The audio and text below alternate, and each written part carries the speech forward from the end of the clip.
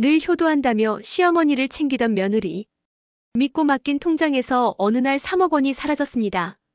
친정 아버지 병원비라던 말은 거짓이었고 드러난 진실은 충격적이었습니다. 끝까지 보시면 믿음과 배신의 무서운 결말을 알게 됩니다. 사연 시작 전 구독과 좋아요 버튼 눌러주시면 사연의 재미가 2배가 됩니다. 사연 이야기 시작합니다. 제 이름은 박순애입니다. 올해로 75이 되었어요. 세월이 참 빠른 것 같습니다. 어제 같은데 벌써 남편을 떠나보낸 지도 10년이 훌쩍 넘었네요. 남편 박창수와는 20살에 만나 55까지 함께 했습니다. 35해를 같이 산 세월이었죠. 처음엔 가난했습니다. 신혼 때는 단칸방에서 살았고 남편은 공장에서 일하고 저는 집에서 바느질 일을 받아다 했어요. 큰아들 창민이를 낳고 둘째 창수를 낳고 아이들을 키우느라 정신없이 지낸 세월이었습니다. 그렇게 부지런히 살다 보니 조금씩 형편이 나아졌어요. 남편이 공장에서 기술자로 승진하고 저도 동네에서 손바느질로 소문이 나서 일거리가 늘어났거든요. 아이들이 좀 크고 나서는 작은 반찬 가게도 했었지요. 새벽 4시에 일어나 시장에서 재료를 사다가 반찬을 만들어 파는 게 쉬운 일은 아니었지만 그래도 보람이 있었습니다. 무엇보다 기뻤던 건 아이들이 착하게 자란 것이었어요.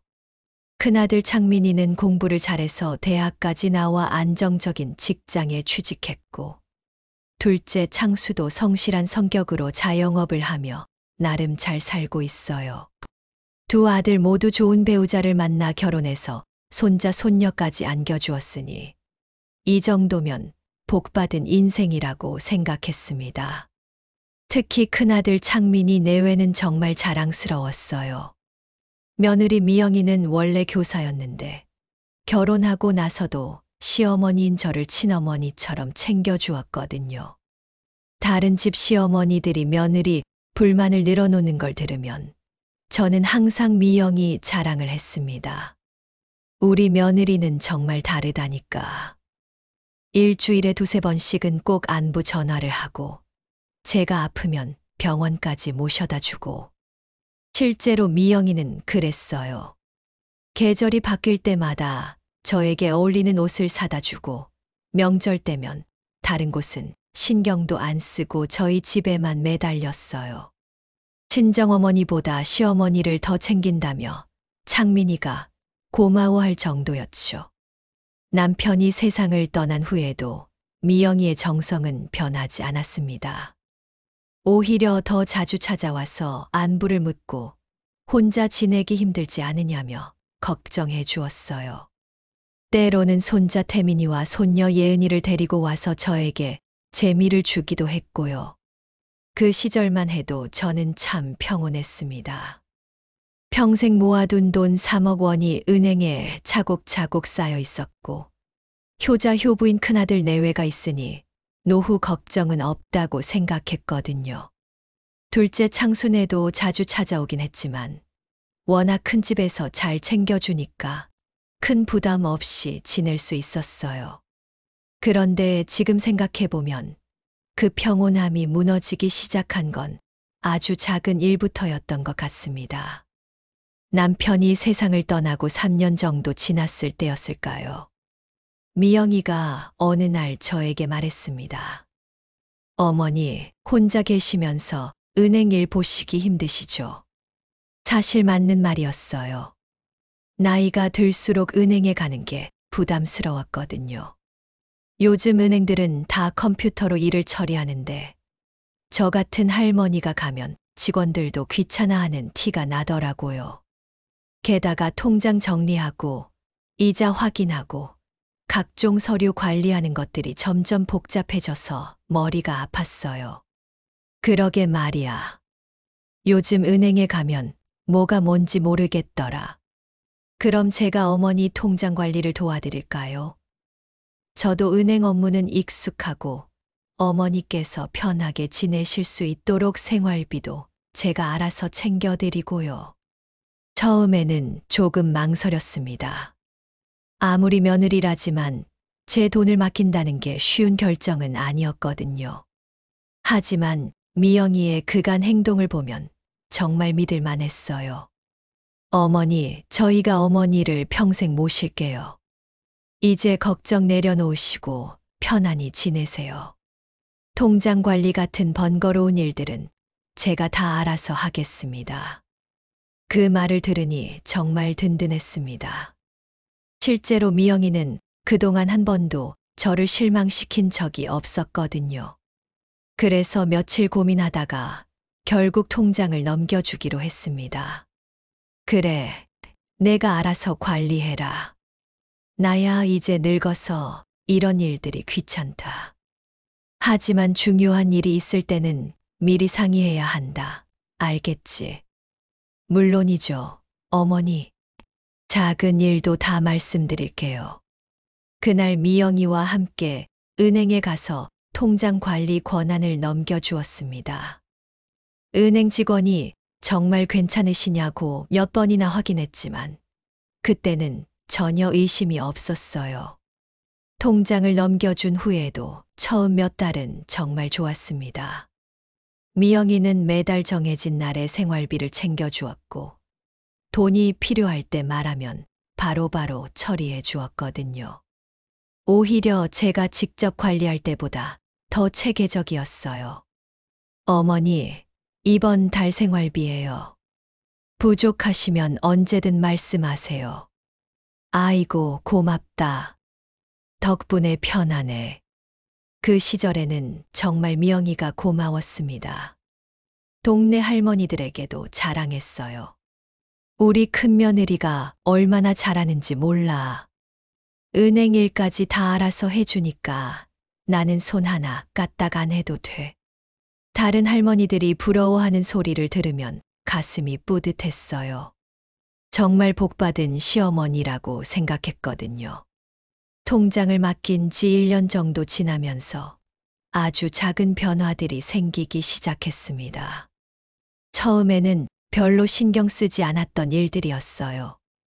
먼저 미영이의 방문 횟수가 조금씩 줄어들었어요.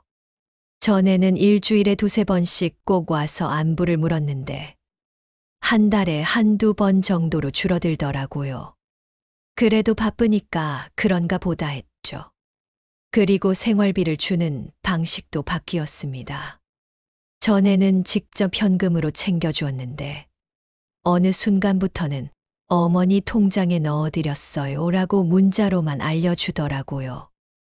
요즘 바빠서 직접 못 가는데 통장에 돈 넣어드렸으니까 필요하실 때 찾아 쓰세요. 그런 식으로 연락이 오면 은행에 가서 확인해 보곤 했어요. 실제로 돈은 들어와 있었고요. 하지만 가장 이상한 건 미영이의 태도 변화였습니다. 전에는 제가 뭔가 물어보면 자세히 설명해 주었는데 점점 대답이 간단해지더라고요. 미영아, 요즘 통장 관리는 잘 되고 있니? 네, 어머니. 잘 되고 있어요. 이자는 얼마나 나오고 있어? 적당히 나오고 있어요. 어머니께서 걱정 안 하셔도 돼요. 구체적인 답변 대신 잘 되고 있다. 걱정 없다는 말만 반복하더라고요. 그래도 그때까지는 미영이를 의심할 생각은 전혀 없었어요. 바쁘니까 그런가 보다 했죠. 둘째 창수도 가끔 와서 안부를 물었는데 어느 날 이상한 말을 했어요. 어머니, 형수가 요즘 어떤가요? 평소와 다른 점은 없고요? 왜? 무슨 일 있어? 아니에요. 그냥 형이 요즘 고민이 있어 보이더라고요.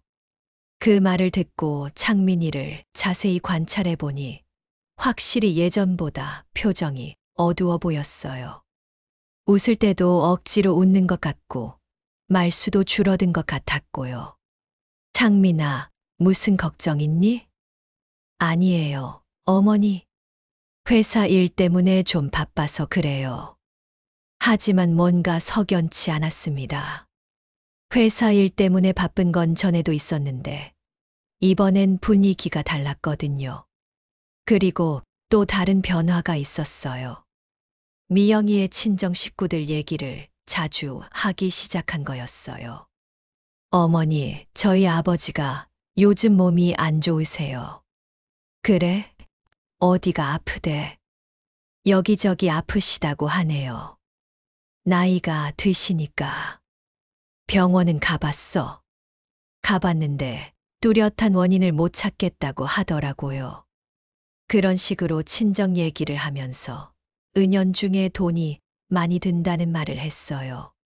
병원비, 약값, 이런저런 비용이 만만치 않다고요. 그때까지도 저는 단순히 사위인 창민이가 장인을 챙기려고 하는 효심으로 이해했어요. 미영이도 친정 걱정이 되는 건 당연한 일이라고 생각했고요. 하지만 지금 생각해보면 그때부터 이미 뭔가 계획하고 있었던 것 같습니다. 통장을 맡긴 지 2년 정도 지났을 때 본격적인 이상 신호들이 나타나기 시작했습니다. 가장 먼저 눈에 띈 건 미영이의 외모 변화였어요. 갑자기 옷차림이 화려해졌다고 할까요? 전에는 수수한 스타일을 좋아했는데 어느 순간부터는 비싼 브랜드 옷을 입고 다니더라고요. 핸드백도 명품이고 액세서리도 번쩍번쩍했어요. 미영아, 옷 새로 샀네? 예쁘다. 아, 네. 창민이가 사준 거예요. 창민이 월급이 그렇게 많은 건 아닌데 어떻게 그런 비싼 물건들을 사줄 수 있는지 의아했어요. 하지만 젊은 부부가 서로 선물하는 걸 굳이 시어머니가 참견할 일은 아니라고 생각했죠. 그리고 미영이네 집도 갑자기 인테리어를 다시 했더라고요. 어느 날 가보니까 가구도 다 새 걸로 바뀌고 벽지며 바닥재까지 완전히 새롭게 했어요. 와, 집이 완전히 달라졌네. 돈 많이 들었겠다. 그렇게 많이 안 들었어요. 할부로 했거든요. 할부라고 했지만 그 정도 인테리어면 수천만 원은 들었을 거예요. 창민이 월급으로 그런 큰 할부를 감당할 수 있을까 하는 의문이 들었지만 그냥 넘어갔어요. 더 이상한 건 미영이의 친정 식구들이 자주 언급되기 시작한 거였어요. 특히 미영이의 남동생 얘기를 많이 했어요. 어머니, 저희 남동생이 사업을 시작했어요. 그래? 무슨 사업? 요즘 유행하는 인터넷 관련 사업이래요. 잘 되면 대박 날 수도 있다고 하네요. 그런 얘기를 하면서 투자에 대한 말도 자주 했어요. 요즘은 예금만 넣어둬서는 돈이 안 늘어난다. 좀 더 적극적으로 투자해야 한다. 그런 식으로요. 어머니, 요즘 같은 시대에는 돈을 그냥 은행에만 넣어두시면 안 돼요. 물가는 오르는데 이자는 얼마 안 되잖아요. 그래도 안전한 게 최고야. 나 같은 할머니가 무슨 투자를 해. 아니에요. 안전한 투자도 있어요. 저희 남동생이 하는 일이 그런 거거든요. 그럴 때마다 저는 단호하게 거절했어요. 평생 모은 돈을 위험한 투자에 쓸 생각은 추호도 없었거든요. 하지만 미영이는 포기하지 않고 계속해서 투자 얘기를 꺼냈어요. 남동생이 얼마나 성공할 가능성이 높은지, 다른 사람들도 많이 투자해서 수익을 보고 있다는지, 그런 얘기들을 반복했죠. 그러던 어느 날, 미영이가 좀 더 구체적인 제안을 했어요. 어머니, 정말 좋은 기회가 있어요. 저희 남동생이 하는 사업에 조금만 투자하시면 1년 안에 2배는 불릴 수 있어요. 야, 그런 말 하지 마라. 나는 그런 거 관심 없다.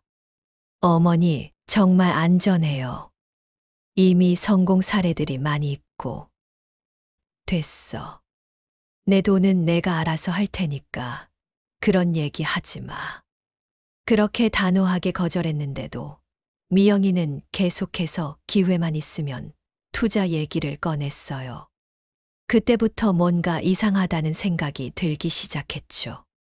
그런 일들이 계속 반복되던 작년 가을, 갑자기 은행에서 문자 메시지가 왔습니다. 박순애 고객님, 귀하의 계좌에서 500만 원이 출금되었습니다. 처음엔 미영이가 생활비를 좀 많이 준 것 같아서 별로 신경 쓰지 않았어요. 그런데 그 다음 날에도 계속 출금 문자가 오더라고요. 박순애 고객님, 귀하의 계좌에서 1,000만 원이 출금되었습니다. 박순애 고객님, 귀하의 계좌에서 1,500만 원이 출금되었습니다. 한 번에 몇백만 원씩, 심지어 1,000만 원이 넘는 돈이 빠져나가는 걸 보고 깜짝 놀랐습니다. 이건 생활비 수준이 아니었거든요. 급히 미영이에게 전화를 걸었어요. 미영아, 지금 내 통장에서 돈이 계속 나가고 있는데 이게 무슨 일이야? 전화기 너머로 미영이의 당황하는 소리가 들렸어요. 어머니, 그게, 얘야, 이 돈을 어디에 쓴 거냐? 한동안 침묵이 흐르더니 미영이가 울먹이는 소리로 말했어요. 어머니, 사실은 제 친정에 큰일이 났습니다. 무슨 일? 아버지께서 갑자기 쓰러지셔서 병원에 입원하셨어요. 그런데 수술을 받으셔야 하는데 수술비가 너무 많이 들었어. 순간 머리가 하얗게 변했어요. 미영이의 친정아버지라면 저에게도 인사를 다니던 분이었거든요. 그래, 그럼 얼마나 드는데? 수술비만 해도 몇 천만 원이고 입원비며 치료비까지 하면 정말 죄송해요, 어머니. 급한 상황이라 미리 말씀드리지 못했어요. 그 말을 듣고 한편으로는 이해가 갔어요. 급한 상황이니까 어쩔 수 없었을 수도 있겠다 싶었죠. 하지만 그래도 제 허락 없이 그렇게 큰 돈을 가져간 건 배신감을 느끼지 않을 수 없었어요. 그래도 미리 말을 했어야지. 이렇게 몰래 가져가면 어떻게 하냐? 어머니, 정말 죄송해요. 하지만 정말 급한 상황이었어요. 시간도 없었고, 곧 다시 채워드릴게요. 제가 어떻게든 마련해서 꼭 돌려드릴게요.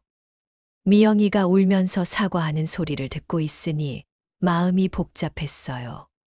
화가 나면서도 한편으로는 안쓰럽기도 했거든요.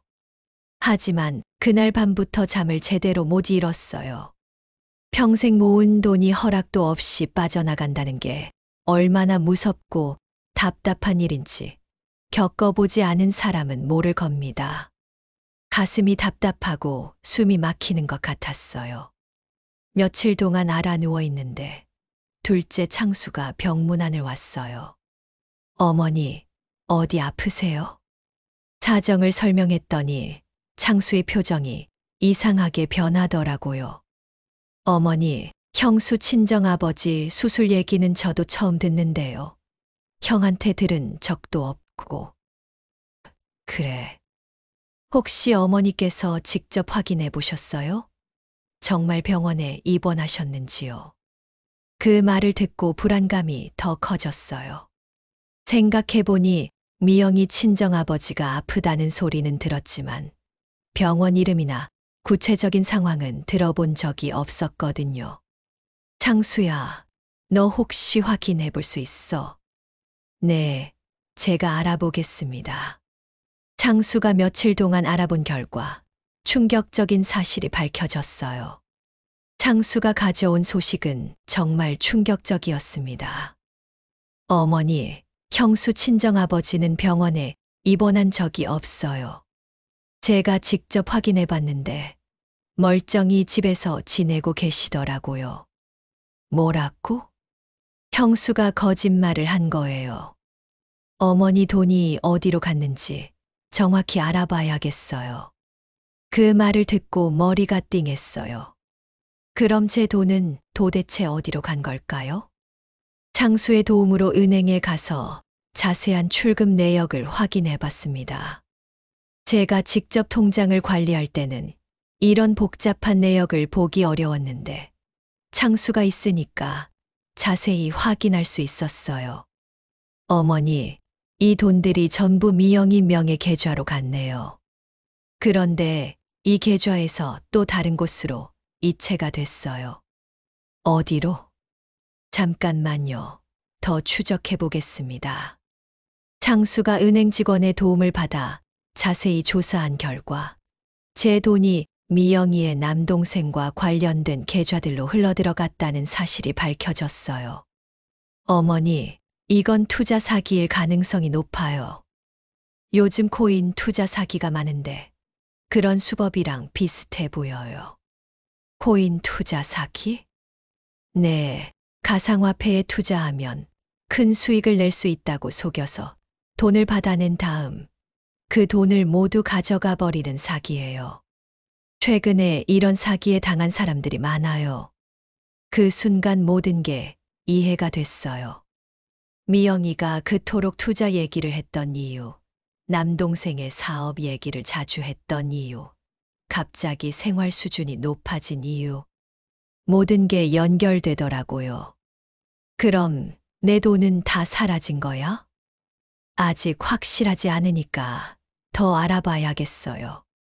일단 형부터 불러서 이야기해 봅시다. 그날 저녁 창민이를 불러서 모든 사실을 털어놨어요. 창민이의 얼굴은 새파랗게 질려 있었습니다. 어머니, 이게 정말이에요.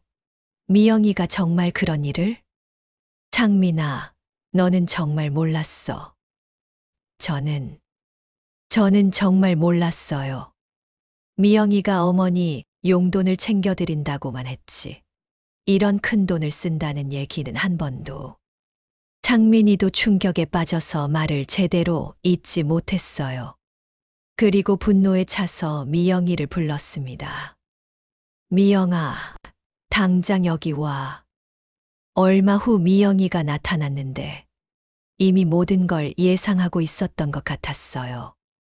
얼굴이 새파랗게 질려 있었고 들어오자마자 무릎을 꿇더라고요. 어머니, 정말 죄송합니다. 다 제 잘못입니다. 미영아, 도대체 내 돈을 어디에 썼어? 미영이가 한동안 울먹이더니 모든 사실을 털어놨어요. 제 남동생이 코인 투자로 큰 돈을 벌 수 있다고 했어요. 확실한 정보가 있다면서 투자하면 몇 배로 불려줄 수 있다고. 처음엔 작은 돈으로 시작했는데 정말 수익이 났어요. 그래서 욕심이 났어요. 더 큰 돈을 투자하면 어머니 노후 자금도 늘려드릴 수 있을 것 같았어요. 어머니께 좋은 일을 해드리려고 했던 건데. 거짓말 하지 마.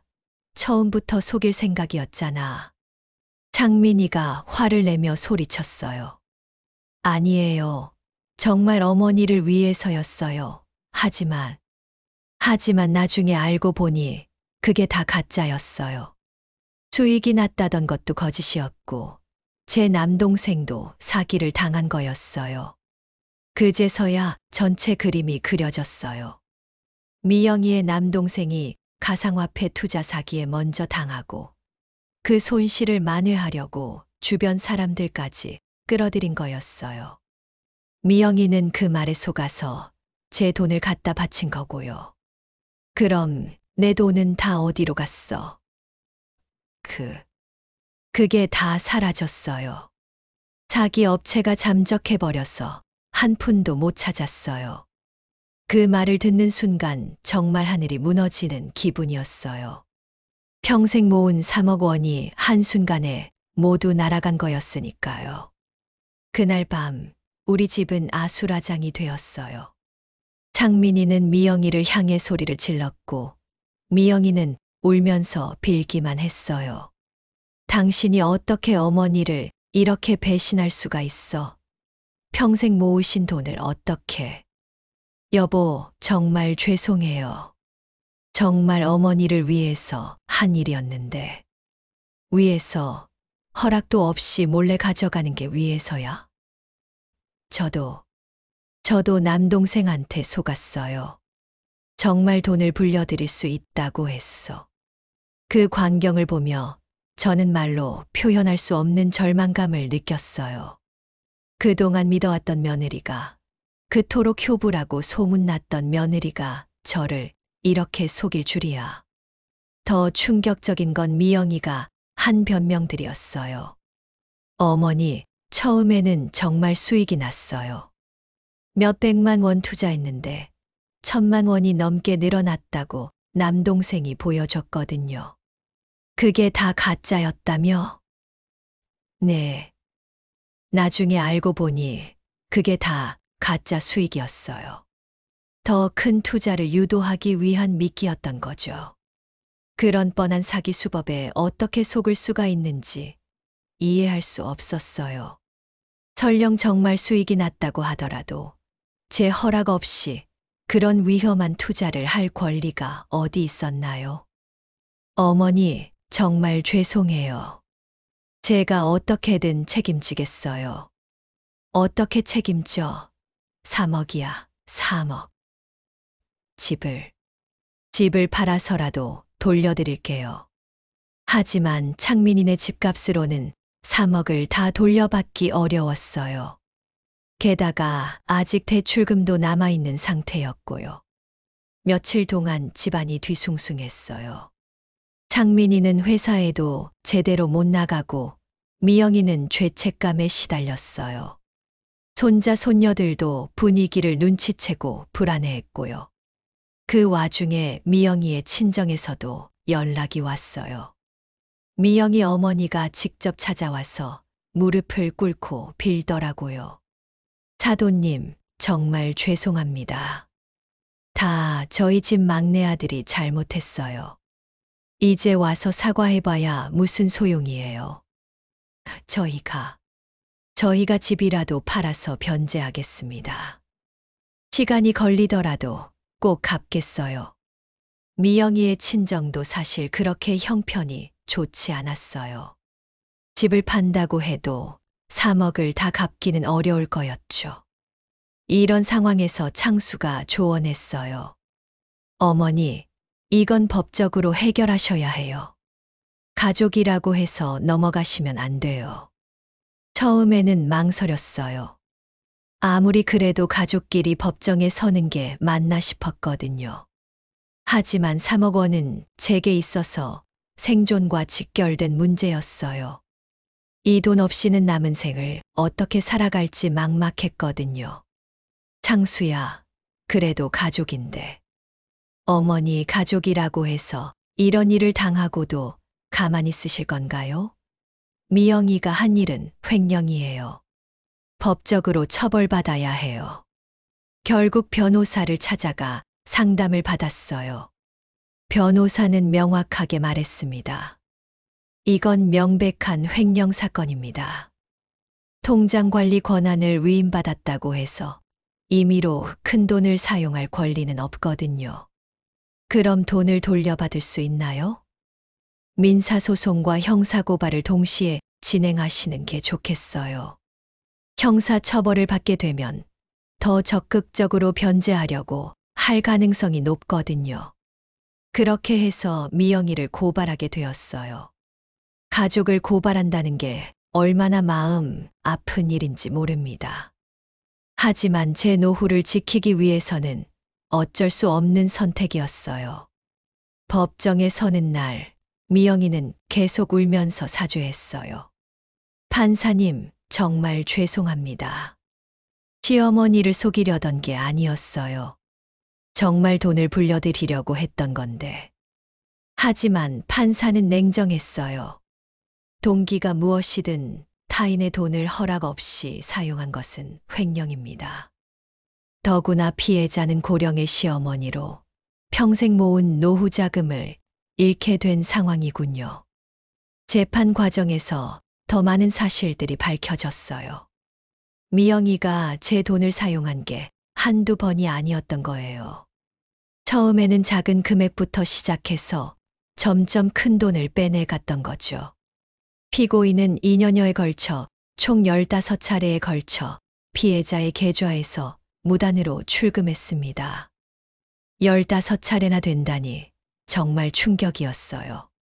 그동안 얼마나 계획적으로 저를 속여온 건지.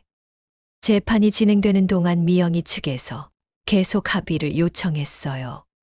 형사처벌을 받으면 미영이의 인생이 망가질 수 있다는 이유였죠. 창민이도 저에게 사정했어요. 어머니, 제발 합의해 주세요. 미영이가 감옥에 가면 아이들은 어떻게 해요? 손자, 손녀 생각을 하니 마음이 복잡했어요. 하지만 그렇다고 해서 제가 당한 피해를 그냥 넘어갈 수는 없었어요. 돈부터 돌려받고 합의하자. 미영이의 친정에서는 집을 팔아서 변제하겠다고 했어요. 하지만 집값만으로는 부족했고 추가로 대출을 받아야 하는 상황이었죠. 사돈님, 집 팔면 2억 정도는 나올 것 같아요. 부족한 1억은 저희가 대출을 받아서라도 갚겠습니다. 언제까지요? 6개월 안에는 꼭 갚겠습니다. 그렇게 해서 합의서를 작성했어요. 미영이의 친정에서 집을 팔아 2억을 변제하고 나머지 1억은 6개월 내에 분할 상환하기로 했어요. 하지만 실제로는 더 오래 걸렸어요. 집이 쉽게 팔리지 않았거든요. 결국 8개월 만에 2억 5천만 원 정도를 돌려받을 수 있었어요. 3억을 모두 찾지는 못했지만 그나마 다행이었죠. 미영이는 집행유예를 선고받았어요. 실형은 피했지만 전과자가 된 거였죠. 그 사건 이후 우리 가족의 관계는 완전히 달라졌어요. 창민이와 미영이는 여전히 찾아오지만 예전 같은 편안함은 사라졌어요. 미영이는 만날 때마다 죄송하다는 말을 반복해요. 어머니, 정말 죄송해요. 평생 후회하며 살겠어요. 하지만 한 번 깨진 신뢰를 회복하는 건 정말 어려운 일이더라고요. 미영이를 보면 여전히 서운하고 화가 나요. 창민이도 많이 변했어요. 예전에는 활발하고 밝았는데 이제는 늘 조심스러워하고 기가 죽어 보여요. 어머니, 제가 아내를 제대로 못 봤습니다. 이런 일이 생기도록 막지 못해서 정말 죄송해요. 아들도 며느리도 모두 힘들어하는 모습을 보니 마음이 아프지만 그렇다고 해서 제가 당한 상처가 쉽게 아물지는 않더라고요. 가장 큰 변화는 제가 모든 돈 관리를 직접 하게 된 것이에요. 나이가 들어서 귀찮긴 하지만 다시는 이런 일을 당하지 않기 위해서는 어쩔 수 없어요. 은행에 가서 통장을 새로 만들고 모든 권한을 제 명의로만 설정했어요. 필요할 때만 아들들에게 도움을 요청하고 큰 결정은 혼자서 하기로 했어요. 할머니, 혼자 하시기 힘드시면 언제든 도와드릴게요. 둘째 창수가 걱정스러워하며 말했지만 이제는 누구도 쉽게 믿을 수 없어요. 괜찮다. 내 일은 내가 알아서 할게. 이 모든 일을 겪고 나서 많은 걸 깨달았어요. 무엇보다 가족이라고 해서 무조건 믿어서는 안 된다는 것을 뼈저리게 느꼈어요. 미영이가 처음부터 나쁜 마음을 가지고 있었던 건 아닐 거예요. 하지만 욕심이 생기고 기회가 생기니까 저를 속이게 된 거죠. 사람의 마음은 언제든 변할 수 있다는 걸 배웠어요. 동네 할머니들과 이야기할 때도 이런 얘기를 자주 해요. 요즘 세상에는 가족도 믿을 수 없어. 자식이나 며느리라고 해서 무조건 믿으면 안 돼. 그러게 말이야. 우리 같은 늙은이들이 특히 조심해야 해.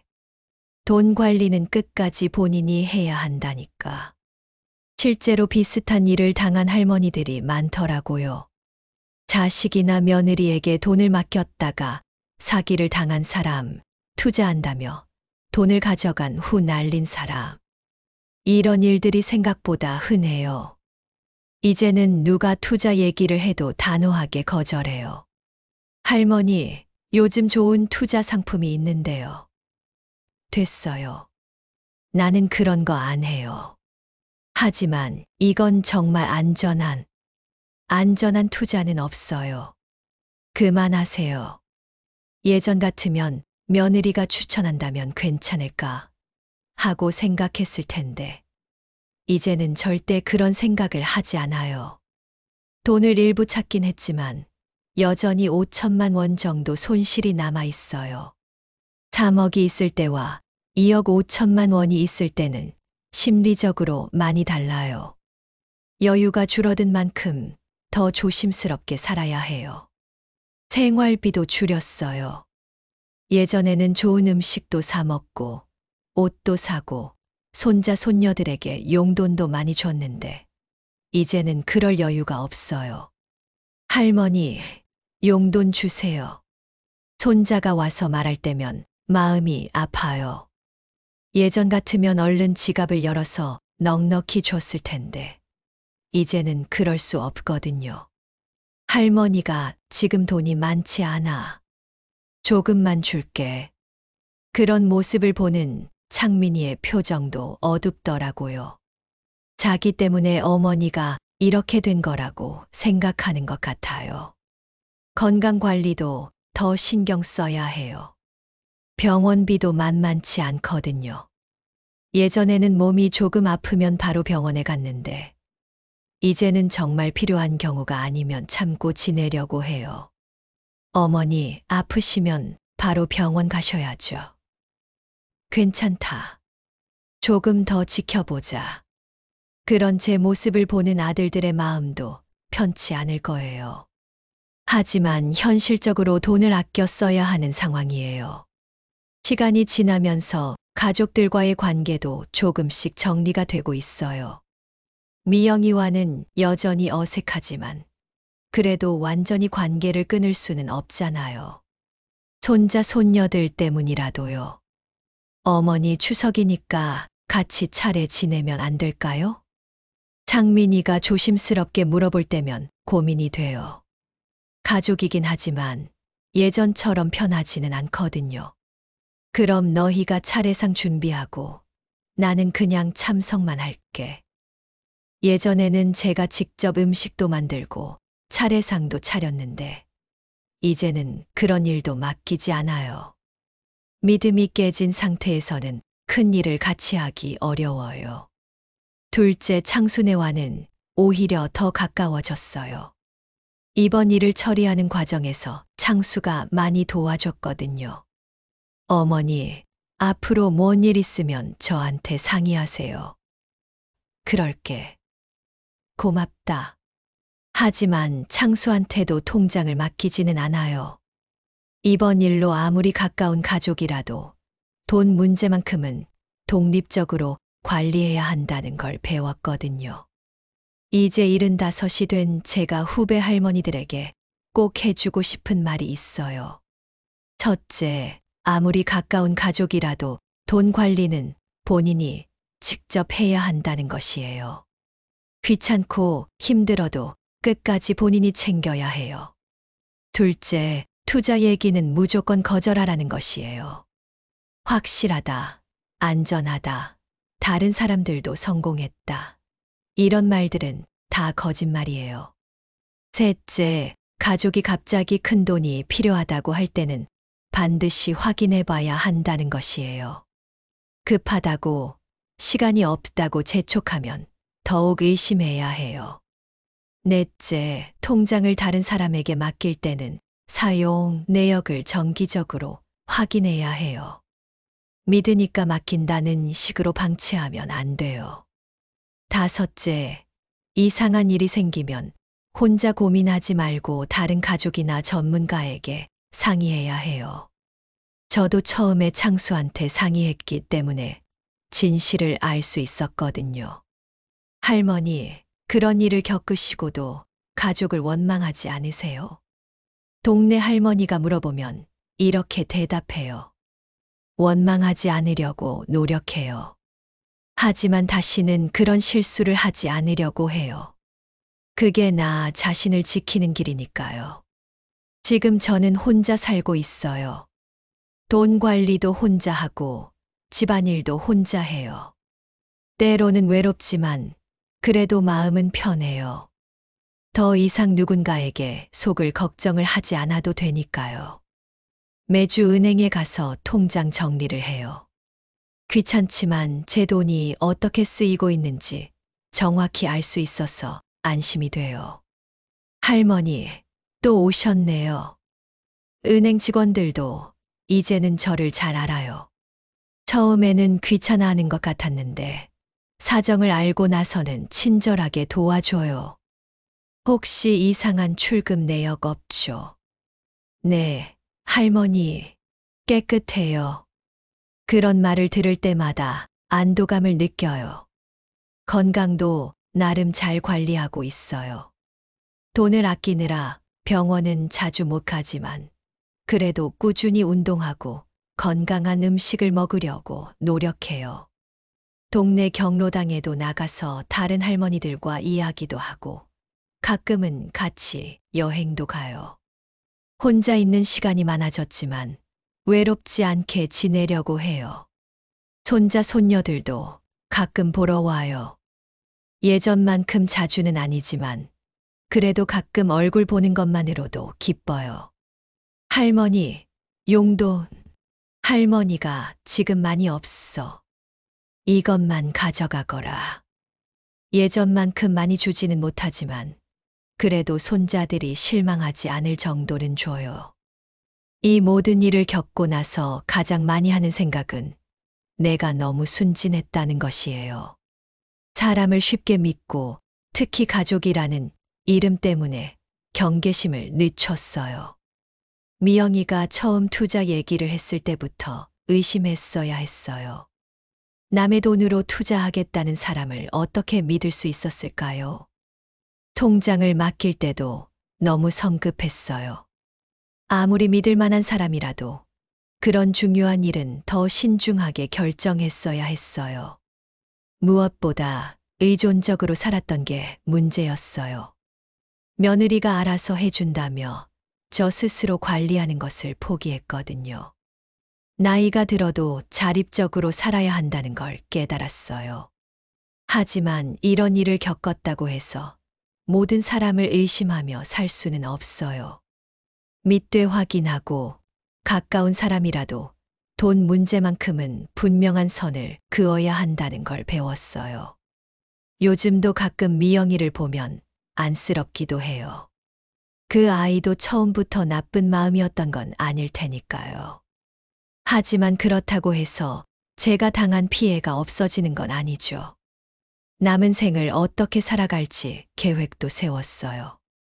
우선 건강을 잘 관리해서 오래 살아야겠어요. 2억 5천만 원으로 20년은 살 수 있을 거예요. 매달 생활비를 정해두고 절약해서 써요. 큰 병이 생기지 않는다면 충분히 버틸 수 있을 거라고 생각해요. 집도 정리했어요. 너무 큰 집에 혼자 사는 게 부담스러워서 작은 집으로 이사했어요. 전세 보증금도 줄이고 관리비도 아낄 수 있어서 좋아요. 어머니, 혼자 계시기 외롭지 않으세요? 창수가 걱정해서 물어보면 이렇게 대답해요. 외롭긴 하지만 마음은 편해. 이게 나한테는 더 좋은 것 같다. 실제로 그래요. 누군가에게 의존하며 사느라 속을 썩이는 것보다 혼자 살면서 마음 편히 지내는 게 낫더라고요. 앞으로도 돈 관리는 제가 직접 할 거예요. 나이가 더 들어서 정말 어려워질 때까지는 스스로 해보려고 해요. 가족들과의 관계도 적당한 거리를 유지하려고 해요. 너무 가깝지도 너무 멀지도 않게 지내는 게 좋을 것 같아요. 요즘 경로당에 나가면 저와 비슷한 일을 겪은 할머니들을 자주 만나요. 다들 가족들에게 속아서 돈을 잃은 경험들이 있더라고요. 김할머니는 아들이 사업한다며 3천만 원을 가져갔다가 모두 날렸어요. 내 아들이 그럴 줄 몰랐어. 정말 사업을 할 줄 알았는데 알고 보니 도박에 썼더라고. 이 할머니는 손자가 대학 등록금이 급하다며 1,000만 원을 달라고 해서 줬는데 나중에 알고 보니 거짓말이었다고 해요. 대학 등록금은 이미 장학금으로 해결됐는데 나한테는 거짓말을 한 거야. 그 돈으로 친구들이랑 놀러 다녔더라고. 정할머니는 며느리가 친정빚 갚는다며 5천만 원을 가져갔는데 실제로는 며느리가 쇼핑몰 창업 자금으로 썼다고 하더라고요. 처음엔 친정 얘기로 시작하더니 나중엔 자기 사업 자금이었어. 지금 그 쇼핑몰도 망해서 돈 한 푼도 못 돌려받았어. 이런 이야기들을 들으면 제가 당한 일이 특별한 게 아니라는 걸 알게 돼요. 요즘 세상에는 이런 일들이 정말 많구나 싶어요. 우리 같은 늙은이들이 타겟이야. 가족이라는 이름으로 접근해서 돈을 뜯어내는 거지. 그러게 말이야. 예전에는 이런 일이 없었는데 돈 때문에 가족도 못 믿겠어. 경로당에서 이런 이야기를 나누다 보면 서로 위로도 되고 교훈도 얻어요. 이런 일들이 개인의 문제만이 아니라 사회 문제라는 생각도 들어요. 노인들을 대상으로 한 금융사기가 너무 많거든요. 은행에 가면 벽에 붙어 있는 포스터들을 자주 봐요. 가족명의 투자 사기 주의, 보이스피싱 피해 예방 같은 내용들이요. 요즘 노인 대상 사기가 정말 많아서 조심하셔야 해요. 은행 직원도 그렇게 말해요. 제가 통장 정리하러 갈 때마다 이상한 출금 없는지 확인해 드릴게요 라고 해줘요. TV 뉴스에서도 비슷한 사건들을 자주 보더라고요. 자식이나 손자를 사칭해서 급히 돈이 필요하다며 속이는 사기, 투자하면 큰 수익을 낼 수 있다고 속이는 사기. 할머니, 이런 사기 조심하세요. 가족이라고 해도 확인해 보시고요. 동네 파출소 경찰관도 가끔 경로당에 와서 교육을 해줘요. 하지만 실제로 당하고 나서야 그런 교육의 중요성을 알게 되더라고요. 정부에서도 노인 보호 정책을 더 강화해야 한다고 생각해요. 저처럼 가족에게 당한 경우에는 더욱 복잡하고 해결하기 어려우니까요. 시간이 지나면서 제 마음도 많이 안정됐어요. 처음에는 분노와 배신감, 절망감으로 잠을 못 이뤘는데 이제는 나름 평정심을 찾았어요. 물론 가끔 미영이 생각이 나면 여전히 화가 나요. 하지만 그 감정에 휩쓸려서 제 삶을 망치고 싶지는 않아요. 과거는 바꿀 수 없으니까 앞으로 잘 살아야지. 그런 마음으로 하루하루를 보내고 있어요. 건강도 많이 좋아졌어요. 스트레스를 받으면서 몸이 많이 안 좋아졌었는데 마음이 안정되니까 몸도 따라서 좋아지더라고요. 어머니, 요즘 얼굴색이 좋아 보여요. 창수가 말해줄 때면 뿌듯해요. 혼자 사는 것도 이제는 자연스러워졌어요. 외롭긴 하지만 누군가에게 의존하지 않고 살아간다는 자립감이 좋아요. 매일 저녁 일기를 써요. 오늘 있었던 일, 느낀 점, 내일 할 일 등을 간단히 적어두는 거예요. 오늘도 무사히 하루를 보냈다. 건강하게 지낼 수 있어서 감사하다. 이런 식으로 긍정적인 생각을 하려고 노력해요. 앞으로 10년, 20년을 더 살아야 하는데 나름 계획을 세워뒀어요. 건강 관리가 가장 중요해요. 아프면 병원비도 많이 들고 무엇보다 혼자 살기 어려워지니까요. 꾸준히 운동하고 건강한 음식을 먹고 정기검진도 받으려고 해요. 돈 관리도 체계적으로 하려고 해요. 매달 생활비를 정해놓고 그 안에서만 써요. 갑작스러운 지출에 대비해서 비상금도 따로 준비해뒀어요. 사회 활동도 계속하려고 해요. 경로당 활동도 하고 노인 사기 예방 교육도 계속 해볼 생각이에요. 혼자 집에만 있으면 우울해질 수 있으니까요. 가족들과의 관계도 적절한 선을 유지하면서 지내려고 해요. 완전히 단절할 수는 없지만 예전처럼 의존적인 관계는 아니에요. 어머니, 앞으로 어떻게 살아가실 계획이세요? 창수가 물어볼 때면 이렇게 대답해요. 내 할 일 하면서 건강하게 살다가 갈 거야. 누구한테 의존하지도 않고 누구한테 피해 주지도 않고 말이야. 사연 재밌게 들으셨나요? 구독과 좋아요 잊지 마시고요. 댓글로 여러분의 생각을 나눠주세요. 다음 영상에서도 더 감동적이고 흥미로운 이야기로 찾아뵙겠습니다. 함께 해주셔서 감사합니다.